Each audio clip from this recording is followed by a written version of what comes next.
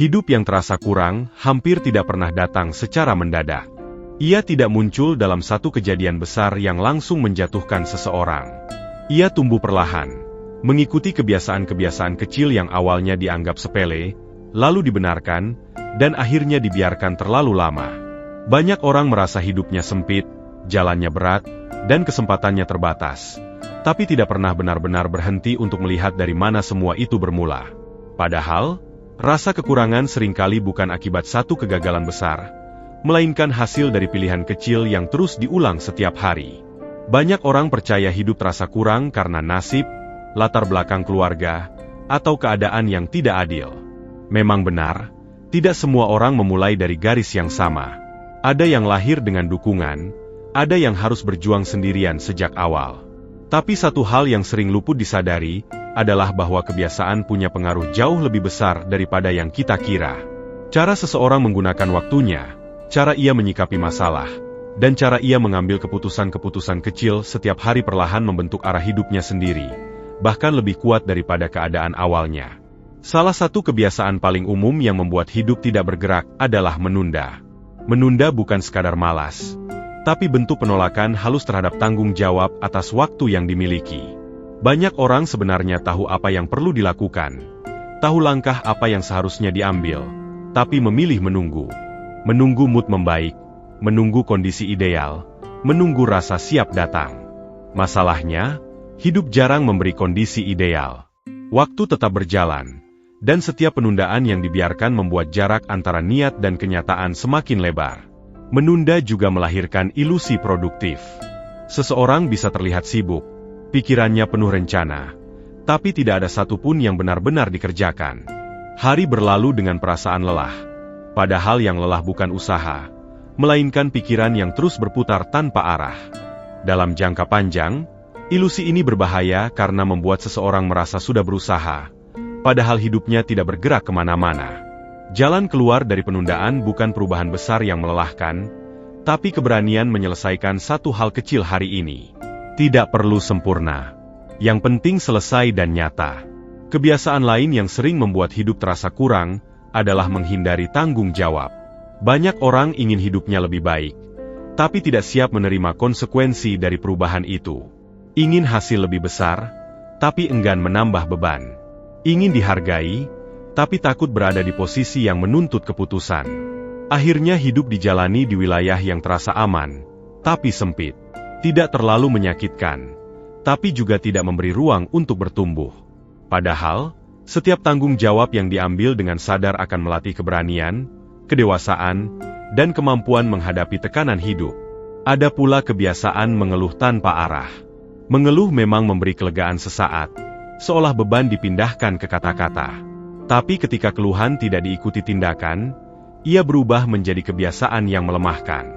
Energi habis untuk membicarakan masalah, bukan memahami dan menyentuh akarnya. Lama-kelamaan, seseorang bisa merasa sangat sibuk dengan masalahnya sendiri, padahal tidak ada satu langkah pun yang benar-benar diambil.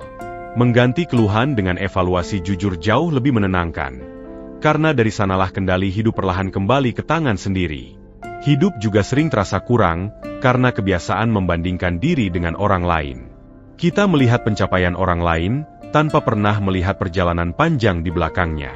Kita melihat hasil, tapi tidak melihat kegagalan, tekanan, dan pengorbanan yang menyertainya.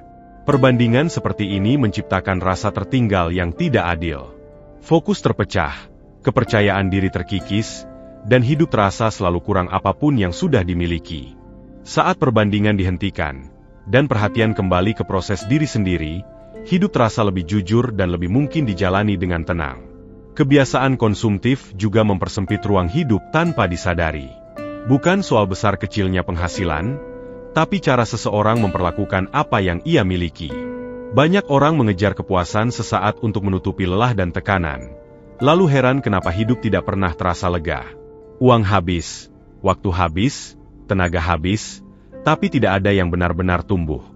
Kesadaran finansial bukan tentang menahan diri secara berlebihan, melainkan tentang memilih dengan sadar mana yang membangun masa depan dan mana yang hanya memberi pelarian sementara.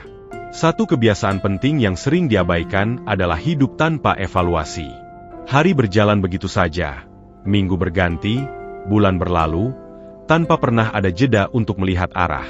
Tanpa evaluasi, seseorang mudah mengulang kesalahan yang sama dan membuat keputusan yang sama sambil berharap hasil berbeda. Evaluasi bukan untuk menyalahkan diri sendiri, tapi untuk memahami pola. Dari sanalah perubahan yang masuk akal bisa dimulai, bukan dari penyesalan, tapi dari kesadaran. Semua kebiasaan ini tidak menghancurkan hidup dalam semalam.